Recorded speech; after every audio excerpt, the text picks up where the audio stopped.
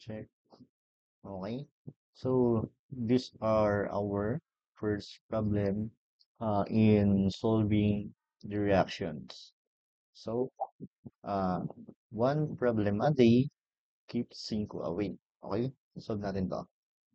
So uh, determine the reactions at the sports for the being shown.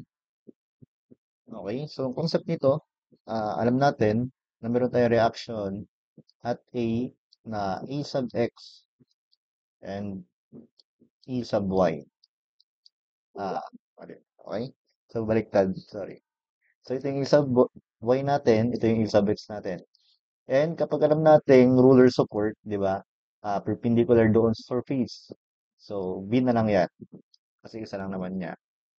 Okay? So, in D, equilibrium of equations, summation of fx is equals to 0, summation of fy is equals to 0, and summation moment is equals to 0. Okay? So, in the summation of fx, we can solve for ex since isa lang niya, no?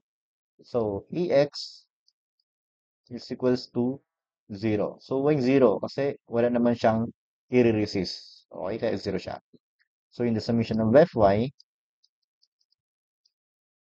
okay? So, meron tayong dalawa, a sub y and b. Okay? A sub y, no? Plus b. Tapos, minus ng applied forces natin. Pero, hindi natin to magagamit, no? Sa unang, hindi natin itong equation na to, is hindi natin to unang gagamitin. Okay, kasi meron tayong dalawang unknown, which is E sub y and the B. So, yung last choice natin is the summation ng moment. So, saan tayo mag-moment? So, mag-moment tayo sa point na kung saan ay marami tayong zero, which is, or mawalang reaction, which is sa moment, or I should say, sa point A. Kapag sa point A tayo nag-moment, so mawawala tong EX and A sub Y. Kasi wala naman siyang distance, no, para mag-moment. So, ang mag-moment lang, this applied force 2 kilo per feet and itong reaction ng B. So, we can solve for the reaction ng B. After natin ma-solve yung reaction ng B, pwede na tayo mag-summation ng Fy since yung Ay na lang yung unknown kasi nasolve na po natin yung reaction at B. So, in summation, ang moment at A is equals to 0. So, this 2 times natin ng length niya, which is 10 plus 20 plus 15. So, we have now 10 plus 20 is 30. And plus 15 is 45, right? Tama naman. 45. Times yung distance po niya. Okay? So, the distance nito from this, okay? Pero kunin muna natin yung kanyang, ang tawag dito? Yung resultant distance, no?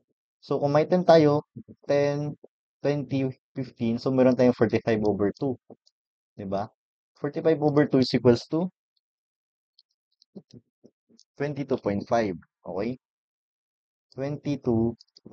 So, the 22.5 natin dito is nandito.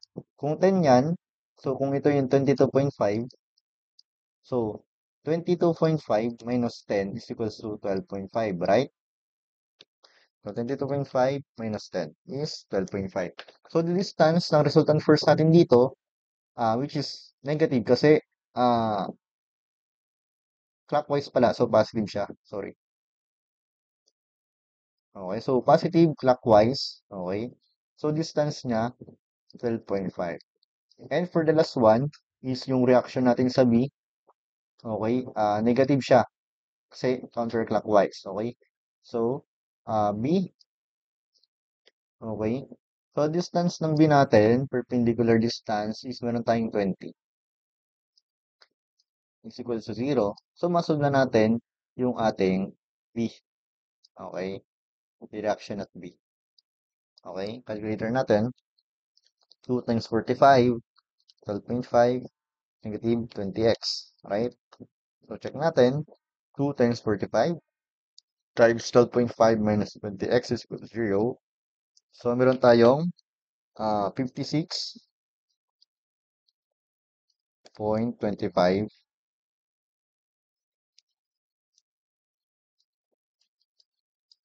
keeps. Okay? So, ito yung reaction na gawin natin. Ito yung reaction A sub x at point A. So, katulad ng sinabi ko, pwede na tayo mag-summation ng Fy. Since the only unknown is 1, which is yung A sub y. So, in the summation, Fy is equals 0. So, Ay, no, plus B natin na 56.25. Okay, minus nung 2 natin. 2 keeps per feet and times by the length, 45. Okay? So, now, we can solve for ay since one unknown, one equation, right? So, a sub y is x plus 56.25 minus 2 times 45. So, let's check. X plus 56.25 minus 2 times 45. Okay, so meron tayong 33.75 keeps. Okay, in a summary. Okay, the a sub x is equal to 0, a sub y is equals to 33.75, or the reaction ng a natin is 33.75 upward. Upward. So, mahalaga to. Yung ano natin, no? Yung direction ng force natin dapat nilalagay natin. Okay? And sabihin natin ay 56.25 keeps. Okay. So, this our answer. Ito lang. So, the unit keeps pala to and vertical reaction sila parehas. So, yun for our problem number 1. Thank you guys.